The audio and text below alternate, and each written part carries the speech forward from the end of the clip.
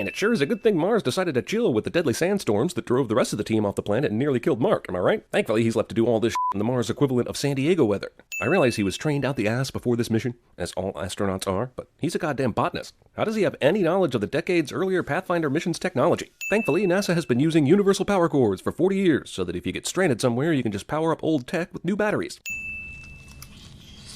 Obvious potato steam CGI is obvious. Also, he brought salt and pepper and olive oil to this meal, but chose to ignore them all and just use ketchup. Ladies and gentlemen, I give you super nerd Beth Johansson. Amazingly, despite her nerd status, Mark is easily able to access her personal computer with no password. Speeding up the footage is perhaps the only way to make this figuring out how to communicate via still images and hexadecimal scene not 100% boring as f***.